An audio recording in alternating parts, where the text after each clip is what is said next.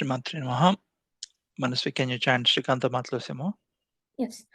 Shrikanto Matuloyasya Janani Sarva Mangala Janakaha Shankaro Mahadevaha Tvam Vande Gajananam.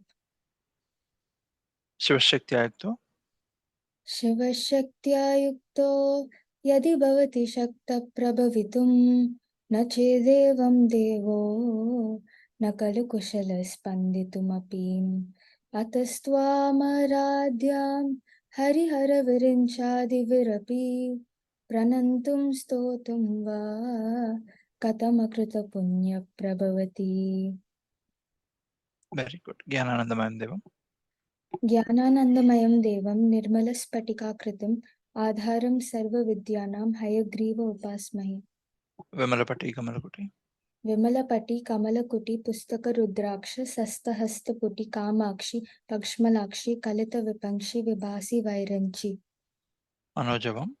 Manojavam Marutatulya Vegam Jitendriyam Buddhimatam Barishtam Vatatmajam Vanariyuta Mukyam Sri Ramadutam Sirasa Namami. Ishanam Sarvavidyanam. Ishanam Sarva Vidyanam Ishwaram Sarva Bhutanam Brahmadipati Brahmanodipati Brahma Shivomi Astu Sada Shivom. Namaste, Namaste, Mahadeva Shambho. Namaste, Namaste, Mahadeva Shambho. Namaste, Namaste, Dayapurna Sindho. Namaste, Namaste, Prasannatma Bandho. Namaste, Namaste, Namaste, Mahesha. Very good. Then Guruve Sarvalokanam.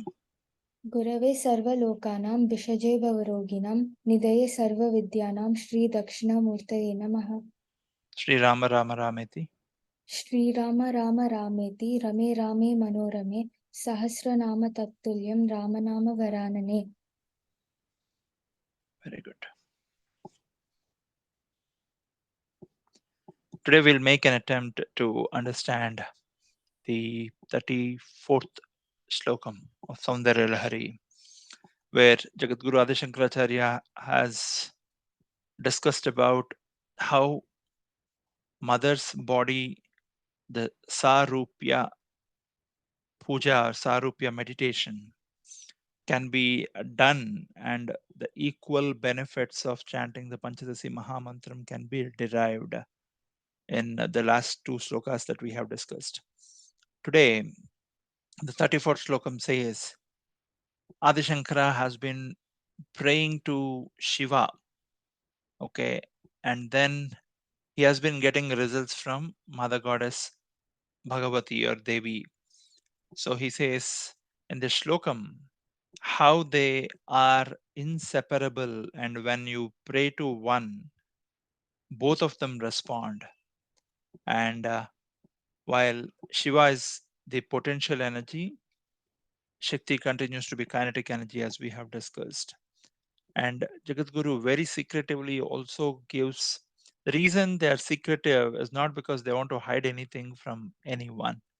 It depends on, it's like a class of 40 where the teacher is teaching the same thing, but no two people understand the class the same way. People might get marks, the same marks, but everybody understands what the teacher is teaching depending on his or her level of capabilities, interest, engagement, focus, and the presence of their chit, their awareness in that moment, right? Now, if we look at the geometry of number 8, that why is Shiva always dwelling in Astamurti Tattvam? Shiva's number is 8, and while Mother's number is 5. Shiva dwells in Astamurti Tattvam to say he is the present, he has been the past, he will be the future. How are these three states connected to number 8? We say Sadashiva, Ishanam Sarvavidyanam, Ishwaram Sarvabhutanam, Brahmadipati, Brahmanodipati, Brahma, Shivome, Astu Sada Shivom, Sada Shivom is a word only and only applicable to Shiva. There is no Sada Rama, there is no Sada Vishnu, there is no Sada Brahma, there is nobody else. Because Shiva is eternal. And the number 8, the Astamurti Tattva of Shiva, if you actually tilt it from vertical to horizontal, it becomes infinity. If you look at number eight's geometry, you have two pieces that are connected, and the waist where they're connected is very, very, very thin. The thinnest part of the waist is the present moment that we are all focusing in and on. As that present drips by, it becomes very faster past. Majority of people are dwelling in the past about what they have done, what they did not do, regrets, comparing with their past, and therefore being either happy or unhappy depending on the current state. So majority of the people are prisoners of the past, and majority of the folks are also anxious travelers of the future that nobody has seen. In the process, what happens, we tend to focus very rarely on that waist of the eight that is extremely narrow. If you can bring your awareness to the current moment, the present moment, then you are getting into dhyana. And therefore, whatever you do, that is the state where the Bhagavad Gita says work becomes worship, duty becomes devotion. Karma yogis, whatever they do, they will get extraordinary results because they are focusing very much in the present without getting lost in the past or being curious and anxious about the future. Now, therefore, Shiva's number is 8, which is basically a symbol of infinity as we have listed. But Shiva or Shakti cannot be captured in a form of a name or a number or a rupam. It is my limitation, the human mind's limitation, that not everyone, why say everyone, not I cannot comprehend that infinite. Maybe some of you and many others can comprehend. All right. So I cannot comprehend the infinite as it is. Therefore, I try to bring that infinity into finite forms of time, whatever dimensions that typically define us, which are basically the Slokam talks about it. We'll talk about it in a bit. So therefore, we tend to bring that infinite to a finite form. For example, we say God is Ishanam Sarvavidyanam Ishwaram Sarvabhutanam. He's spread omnipresent. Then why do we pray only to a Murti?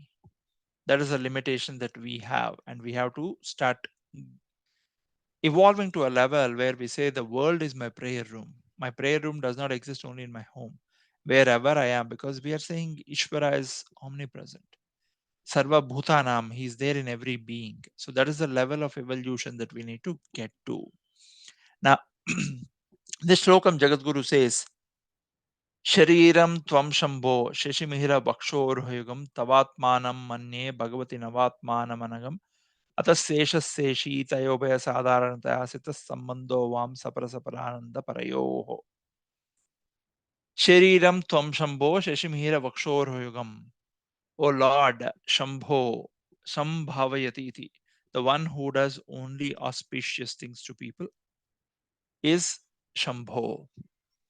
And that Shambho, Shariram, Tvam Shambho, I am focusing on your body, O Shiva.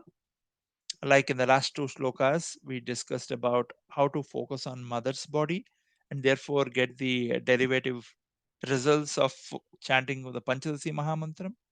In this slokam, Jagadguru Adi Shankaracharya says, Sariram Tvam Shambho.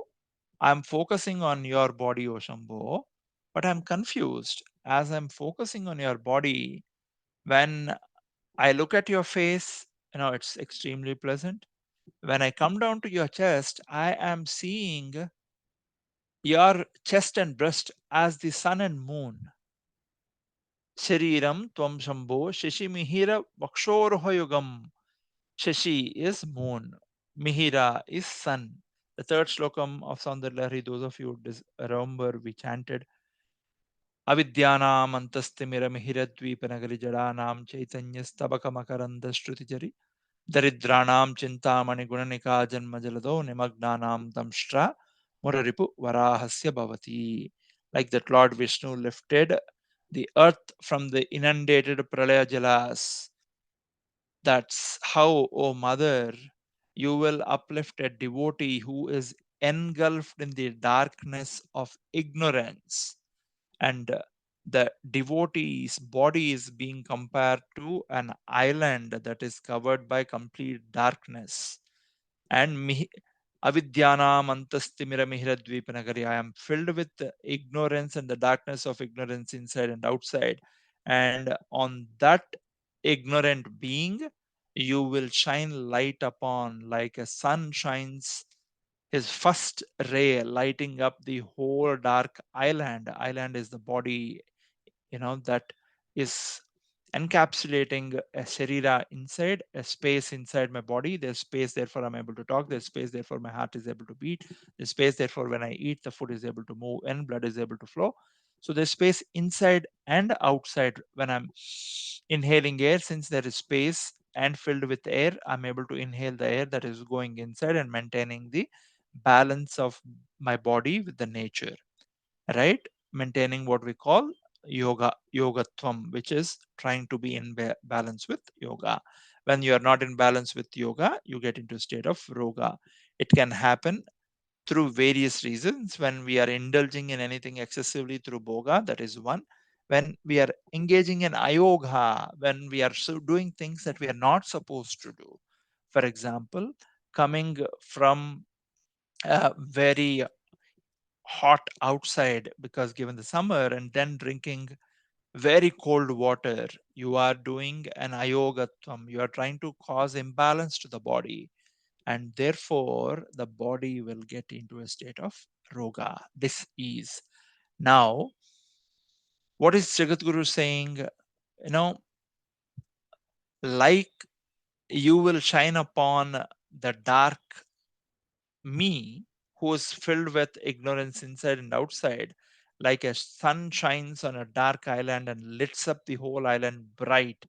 Therefore, we don't confuse a rope to be a snake. We always are controlled by fear. Fear of death is the majority or the maximum fear that everybody is constantly engulfed with, right? Why are people scared of death? Because nobody has come back and told them what happens after death. All they see is their body is being buried, their body is being burned. Okay, whoever is dead, that's what is happening. So someday their body would also, be undergoing the same process. On one of my Kasi visits, there were a couple of people who were accompanying me. They were coming for the first time. And so after we went to Kashi Vishwanath Darshan, we came out towards the bank of Mother Goddess Ganga, and I told them that I need to go sit by the Manikarnika Ghat and meditate for some time. So they asked if they could accompany. I said, everyone and anybody can accompany us, and they can join me. And they came to the Manikarnika Ghat, and for 2 hours, that I was sitting there and meditating upon. After the meditation was over, the sadhana was over, we were talking, and both of them had were their eyes were swollen. So I asked them what happened, right? They said, we don't know what happened. The moment we sat and started watching those bodies being burnt, we started crying incessantly, and we realized that we have wasted so much time in this very precious human life, and one day even our body will be burnt like those bodies. Those are at least blessed, they are being burnt in the very holy Manikarnika Ghat. We don't know where our bodies will be burned, and therefore we are feeling, one, grateful that we are born in Sanatana Dharma and in this prayer room of the world, what we call India, and two, how ignorant we have been in never taking time until now. We have almost reached our half mark of life, 50th year, and this is what they were saying. And one of the person was above 50, and he was telling me that how many people demotivated him from going to Kasi in the past. Right? That is the Maya. Whichever is the ultimate reality, majority of people will be away from it. That's how they captured in Maya because of their karmas, prarabdhas and sanchitas that they have been doing. So, and they said a part of our past where we were prisoners of the past, like the eight number that we have discussed, a part of our past where we were never able to forgive ourselves for things that others have done to me or others have said to me or I have done to others or said to others. Today, that part is has left me forever.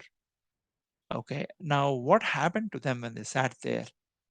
When they sat there, they saw how death can consume everything and anything and taking away the impermanent nature of the body. And everybody thinks that they are permanent, they are eternal, and therefore helping them realize. Now, Jagadguru Adishankaracharya, coming back to the Slokam, says, Shariram Tvam Shambho Sheshimihira Vakshoroyogam. Now, when I came to the chest, O Dakshinamurti, or Shambho that I'm praying to, I see your chest as the sun and moon, but I know the sun and moon are the breast of Mother Goddess. So, am I seeing your body or am I seeing my mother's body? I'm confused. Sariram Tvam Shambho Sheshimihira Vaksho Ruhayugam, the pair of breast, which is sun and moon. Shariram Tvam Shambho Sheshimihira Vaksho Ruhayugam Tavatmanam Manye Bhagavati Navatmanamanage. Tava Atmanam, I thought this is your body and soul, but now I'm thinking, is this the body and soul of my mother? And Navatmanam Manye, both of you are defined by nine features of manifestation because this is Jagadguru Adi Shankaracharya saying, not me. Jagadguru Adi Shankaracharya says, I am not able to understand the unmanifested Shiva and Shakti. Therefore, I am trying to confine you, your sinless form, in nine types of dimensions. That the manifested beings like me, Jagadguru Adi Shankaracharya, is above and beyond all of this. But he includes himself for praying for all of us or ignorant being like me. And he says, what are these Nava Atmanam Anye, the sinless nine forms? What are those? The first one, if you think, is time, Kala. Since we are all born in a date of birth and there'll be a date of death, we will also say, oh, when was this temple constructed? This is a Swayambhu temple. But okay, we say the Shivalingam is Swayambhu, but when was it constructed? Or when was it modernized, when was it renovated? So we tend to give everything a dimension of time. So oh Jagat, oh Shiva and Shakti, a lot of times we bind you with a time just like we are bound by time, but we don't realize that you are Mahakala and mother is Mahakali beyond time. So first dimension is Kala, the time. Second dimension is Kula. Kula has multiple meanings. In Lata Sahasranam we talk about Kula as Kundalini, but Kula essentially means colors. When you're meditating on the Kundalini, depending on where you're focusing on the Muladhara, Swadhisthana, Manipura, Anahata, Vishuddhi, Agya, or Sahasratalam, you will start seeing different colors of the spectrum that are active there. And I tend to attach color to you, saying, oh, Shiva is this color of Karpuram, that crystalline, you know, shape of crystalline color is what Shiva appears in. And when I say Kali, she is black. When I say Gauri, she is golden yellow. When I say, Shakambari Devi, she is green in color. So I am trying to associate a color that I know of to you and mother. That is the second dimension, Kula, Kala, Kula. The third dimension is Nama. I'm calling you Shiva, but you are beyond name and form. I'm calling you Ishvara, I'm calling you Sri Krishna, but you are taking a name. just to make it easy for me to associate a form with a name. Sri Krishna, okay, has a peacock feather, holds a flute, and is always generally, is in between the cattle, cow, and the calves, right? And Shiva, we think, okay, Shiva has a garland of skulls, is always smearing ashes. So we are giving these namas because for us it is easy as we all address each other with namas. Then jnana is the fourth one, knowledge. You are the infinite unmanifest, but I cannot capture infinite. So what I do, I take the infinite and tilt it vertically and say this is number 8, because I'm trying to bind it with finiteness. But you are the actual infinite. My jnana, my knowledge has a lot of limitations. With age, people will forget even the names, like Parkinson's, you see Alzheimer's. They forget a period of their own life, forget about others. Now, that is what happens to the dimension of knowledge. And I am trying to bring my knowledge to understand your infinite form in a finite form. That is the fourth one. Kala, time, kula, colors, nama, name, jnana. Jnana is what gives us what a power to recall. When you go to Sri Rama temple, you say Sri Rama Rama Rameti. You are able to recall because of your knowledge that says you are in Rama temple, recall it. But what is recalling this jnana? That is chitta, the awareness, the intelligence. I'm in a Rama temple, let me recall Rama's mantram. I'm in a Shiva temple, let me call Shiva's mantram. And this chitta, which we call to be mind, intelligence, awareness, is what associates us with ego. My senses, I'm hungry, I need to feed. So this chitta is one that is watching us and giving a context. Okay, now I'm talking to my mother, I'm a son. Now I'm talking to my wife, I'm a husband. Now I'm talking to my son, I'm a father. So the chitta is the one that brings the awareness. So the way I talk to my mother, my wife, my son, my brother, my fellow friends, my colleagues is very different. And that is controlled by chitta. Okay. Now, sixth one is nada. Nada is sound. A lot of times in our classes, we keep discussing para, pashyanti, madhyama, vaikari.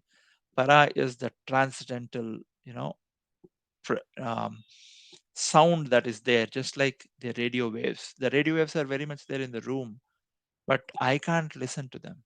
Pashyanti is when that para, I'm tuning into that para, and therefore the sound starts getting decoded in our body by the chakras that we have, right from Muladhara to Sahasratalam, that are decoding the sound and converting the thought to talk progressively and helping us feed the word, the alphabet, the lines, in order to make sure that my thoughts are getting converted into my words that you can listen to. Before the word is uttered out as Vaikari, it is getting translated into English at my Vishuddhi Chakra, because we have chosen English as a language. So many people who don't understand my mother tongue can also access this knowledge that was given free by our gurus by consuming their own life. Every time a guru discourses, he or she is spending their breaths. A being's longevity is decided not by the years, by the number of breaths. When a guru speaks, therefore in Sanatana Dharma we say, Guru, na guroradikam, na guroradikam, na guroradikam.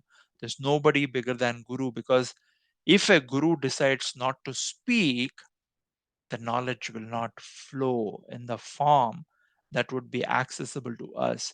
And every time a Guru speaks, she or he is consuming his or her longevity, because when they speak, they have to consume more breaths. When they consume more breaths, their time on the planet reduces. When the time on the planet reduces, our accessibility to them reduces. The reason our accessibility to them reduces because their physical availability on this planet reduces in the time dimension. Now, this nada, therefore, nada is called nadopasana. When you are of the 84 lakh species of beings that exist on this cosmos, human being is one of the 84 lakh species.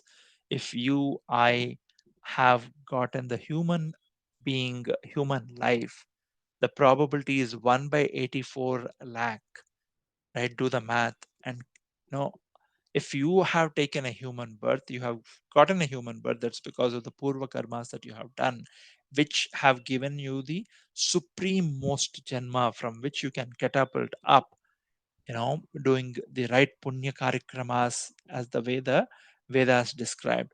Now, this nadopasana is extremely important. When we are speaking out, it is Vaikari. Madhyama is where it gets translated either outside, or if I sit silent, I am having the innermost conversations, my Bhagavad Gita with my Guru Gita, my Devi Gita, depending on whomever I pray to. That is the sixth one, Nada. Kala first, Kula second, third one is Nama, fourth one is Jnana, fifth one is Chitta, sixth one is Nada.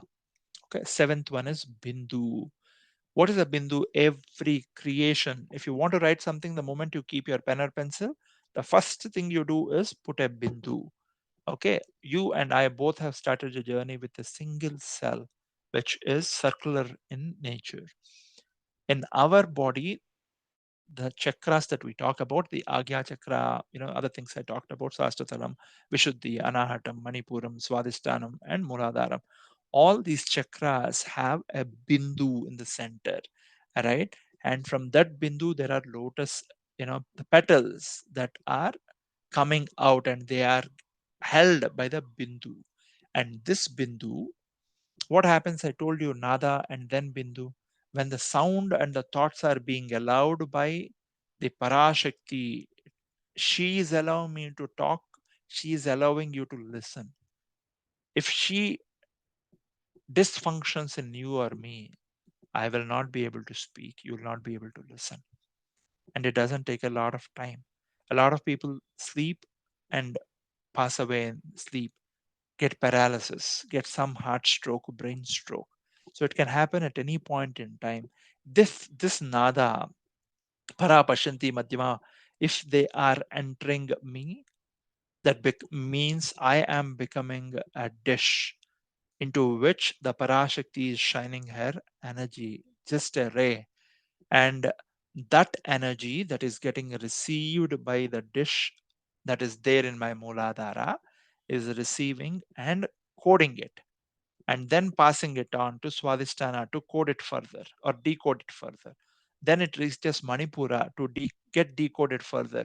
So this is the job of Bindu. Nada is getting converted into coding and decoding in the form of Bindu. So these Bindus are the set-top box that you have, from which your dish TV, the dish, the wire runs to the set-top box. If you don't switch on the set-top box and switch on the TV, it will say no signal. So these bindus are the set-top box that are decoding the signal that is being received. And we discussed six, right? Bindu. Then the seventh one is kala. This is not time. Okay, when we say kala, how do we capsulate time? How are we learning about all these things now? Whatever my Guruji told me, his Guruji told him, or he has read somewhere and he asked me, Prasann, Guruji, always used to call me Prasannam, right? Prasannam, you should read this is what he would say, which means somebody like a Valmiki Maharshi, a Vasistha Maharshi, a Vyasa Maharshi has taken time to write these things. How did they write? They wrote them using the alphabets of Sanskrit. That is what it denotes. Kala, this eighth dimension Kala means the context of Sanskrit alphabets, 51 of them. And therefore, when in Sanatan Dharma we are being initiated into education, our parents make us sit in their lap and ask us to write the mantras in rice. Okay, because every day that we eat, our staple food is rice. Let that rice get digested in me and help my awareness, my chitta, and my jnana to function in converting the akshara jnanam. It's called akshara, means that which can stand the time of uh, the test of time. Kshaya, akshaya. Kshaya means that which erodes. Akshaya means that which doesn't erode. Kshara means that which goes away. Akshara, Vasishtha Maharshi, Vyasa Maharshi, Valmiki Maharshi have left their bodies and have gone. Ramayana, Mahabharata, Sivastotrams like Daridra Dukkadaha Sivastotram given by Vasishtha Maharshi continue to be still available to us. How? Because of the Akshara power. The Aksharas will be eternal. People will learn, like my Guruji told me. I understood a part of it and I am making an attempt to share it with all the interested people. So that is how it gets propagated. This is called the Matruka Varna Rupani. If we say a, I, I, u every day, that is also a great power. Therefore, when our infants, our kids, sons, daughters are initiated into, we do Akshara Abhyasam, Akshara plus Abhyasam. Practice these aksharas, because in future these aksharas will decide not only your fate, but whoever comes under your influence, their fate will be decided on how you use these aksharas. If you are using these aksharas on the right side of encouraging, motivating that person, a person comes to you with suicidal thoughts. Okay, and this really happened to me in 2006. A person suddenly showed up. He doesn't know me, I don't know him. He came visiting my in-laws, and then he was a bus conductor. He finished his MTech in engineering, but he could not get any jobs. So a long time ago, right after finishing his MTech, given the family pressures, he became a bus conductor because that was a government job, so he could get bank loans and continue to, survive. Then he got married. He had a couple of kids, and he was getting crushed in the loans. And how much will a conductor make? Therefore, he was not able to stay afloat in the samsara sagaram. So he came to Hyderabad and he came to meet my in-laws, because my in-laws have helped him in the past. So he reached out. He came in person. He reached out and said, "I want to come see you guys." That's a Sunday. I remember very well. I was home. So he came and he spoke to them. And when he was speaking, I was just finishing up my puja. Something told me that something is not right with this person. So I don't know him. I never spoke to him until that point in time. I just got married, a year before, but this person had an association with my in-laws for even before my marriage. So I don't know who that person was, but something kept telling me that he needed some help. So I finished my puja. He was still sitting there, and I changed my dress from the traditional, dhoti to pant and shirt, and came out. And he and I sat and we spoke for about half an hour, 45 minutes. And I shared some, divine things and other things that we were discussing. And that person went away. A month after he called me, he said, "I don't know what happened that day. I came to Hyderabad to kill myself by jumping into Hussain Sagar. I was very depressed in life, but I spoke to you and it gave me a hope in life."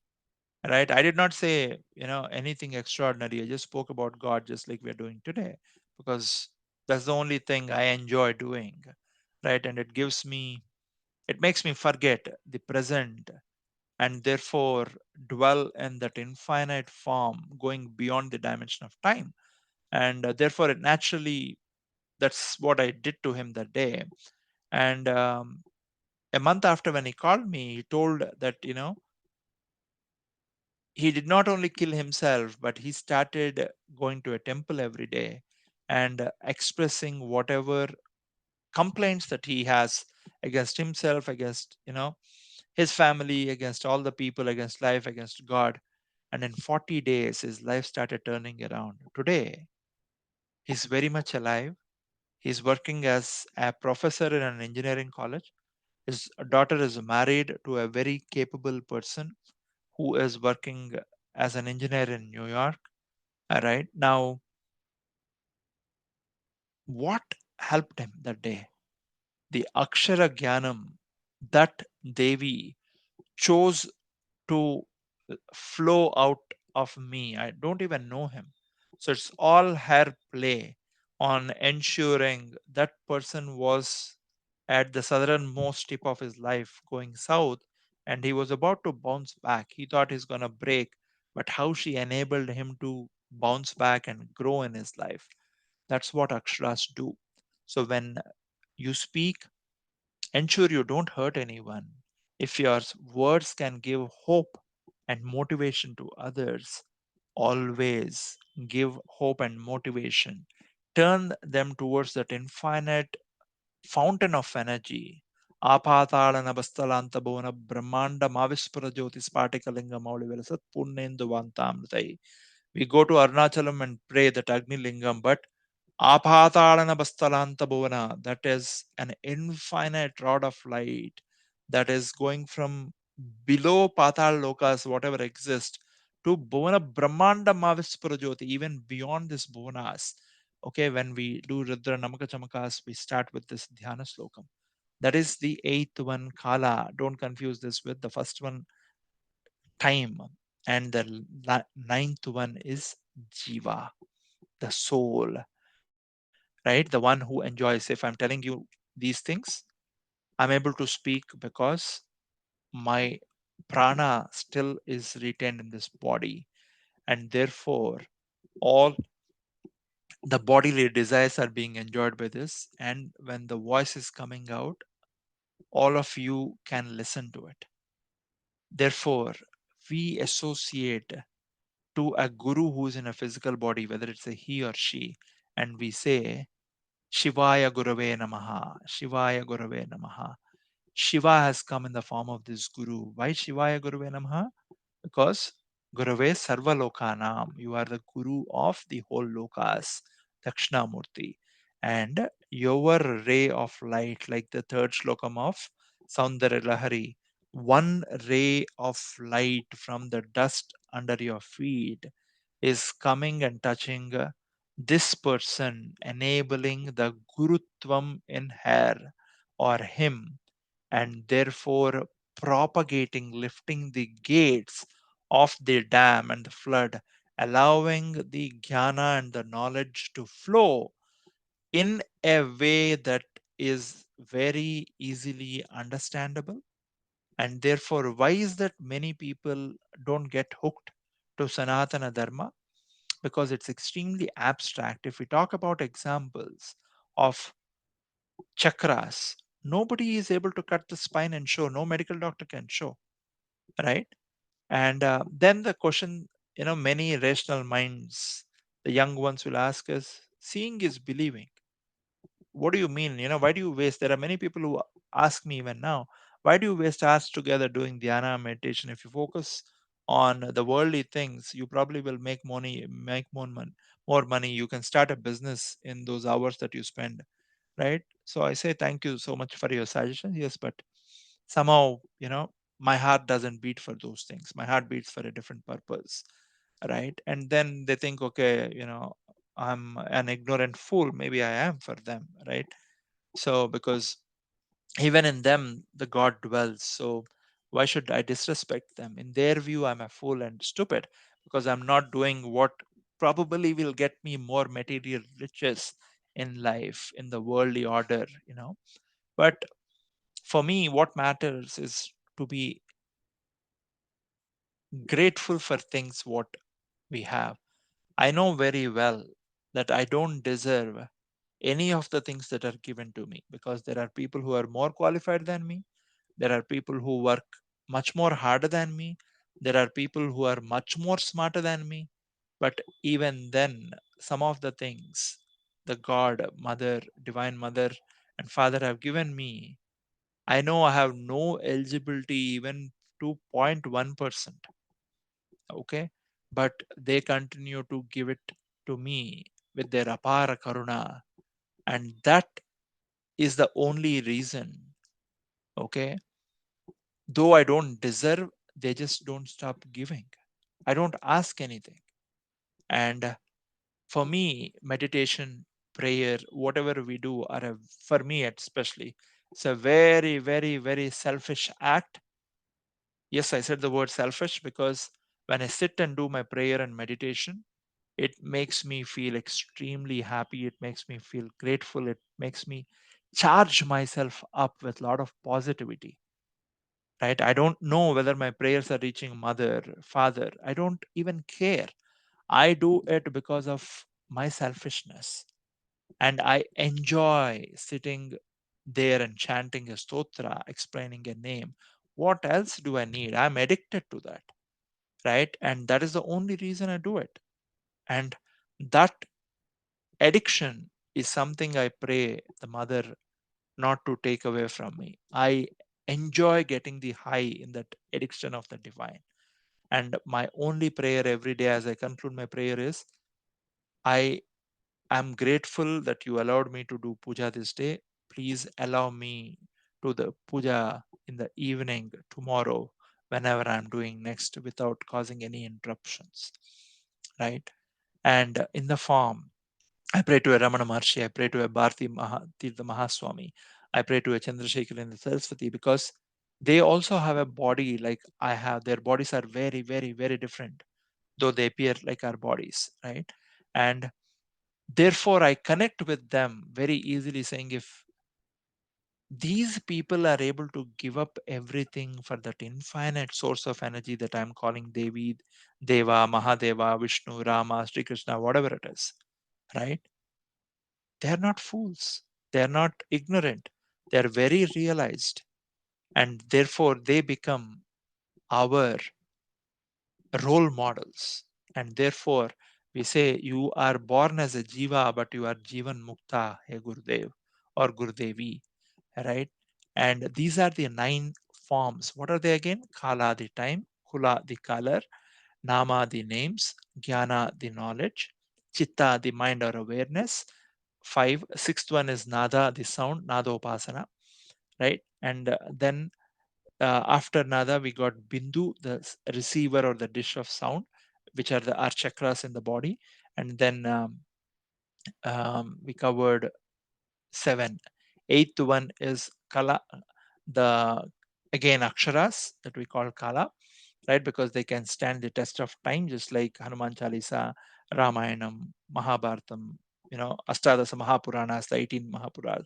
The ninth one is a Jiva. I'm searching for a soul who is still retained in the body that I can talk to, she or he can talk back to me, because I don't have the power to talk to gurus or jivas that are not there in the body.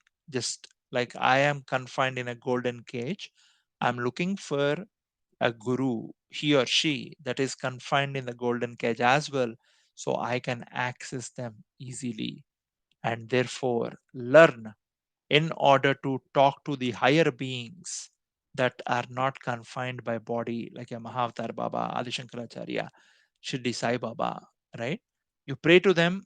If you have the power, Chandrasekhar and Saraswati, they still talk to you. They don't need a body. But like the radio signals that are there in this room, I'm not able to listen to. I need to bring a transistor and tune into the channel of listening to whichever FM channel I want to listen to, or the shortwave or the medium wave, depending on which one it is. Similarly, I can access gurus that are immediately available. There are gurus that are available in higher planes, the medium wave, the shortwave, longer distance. And I need to, this is what we call the astral projection. I need to increase the capacity of my dish in order to receive the far more signals. And therefore, I need to do sadhana to increase the diameter of my dish. That only comes through sadhana. These are the 9 dimensions that we talked about, right? Tavatmanam Shariram Tvam Shambho Shishimera Vakshoryugam Tavatmanam Manye Bhagavati Navatmanam Anage. These are the Nava Atmana Manage. The sinless, the infinite is being bound by these nine characters that I am trying to bind, like that Mother Yashoda tied the little Krishna to the grinding stone, thinking that she can arrest him. Okay, but that infinite energy of Krishna dragged the grinding stone, releasing the sons of Kubera who were cursed. Okay, and she was surprised on how that little 2 year old baby boy could drag that heavy stone, right? So we try to arrest that infinite in our finite views, my finite views, because I'm not able to comprehend that infinite. If I look at sky through my window, I think that is the only part of the sky, but I cannot even visualize that sky is infinite. I am looking at it through a finite lens or a finite window, therefore I think it's finite, which is my infinite ignorance. That is an evidence of it. Navatmanam managam Ataseshasechit Ubayataya Sadharanataya. So the Atha, which means Seshaseshi, both of you, the one that is being compared and the one that is being compared to, both are Devi and Deva. You are not two. I understood both of you are one and the same. And therefore, oh my God, Shiva, when you alone existed as Dakshinamurti, you activated your Kundalini and you got it out. You called it Shakti because it is your Shakti. And you gave the power to the Shakti with a general power of attorney to operate in this whole cosmos and perform all the functions. And you sit and meditate. So, who is performing the functions now? Shakti. But who is that Shakti? She's your Shakti. Shiva Shaktya Yukto. Shiva and Shakti both combined together are performing all the worldly functions. Okay, therefore, that Shiva cannot move his little finger without his own Shakti. So that Shakti is performing all the functions. And if somebody says, oh, the Shakti is performing all the functions, she is supreme most than you, he or she is ignorant because they are seeing you as two separate things, not realizing you are one and the same. You are the Prakasha, she is the Vimarsha. What does it mean? The sun is there, and does it mean I'm not able to see the sun? I'm able to see the sun. Why? Why am I able to see the sun? Because the sun rays are coming to me and touching me to my capacity. If I go touch the sun, I'm not a Hanuman. Even before I reach the Surya Mandalam, I'll be burned down to ashes if at all I can go to that level. Now, Shiva, the Sada Shiva, is not accessible to everyone, every way. It is the Shakti, the Maya, who will say, okay, this son of mine, this daughter of mine is making an effort to learn and understand. Let me take an aspect, an atomic aspect of my husband Shiva, and make it understandable for this kid, son or daughter of ours. And she will bring one ray of Shiva to us. And the moment that ray connects, that's it. Our bridge is connected with Shiva.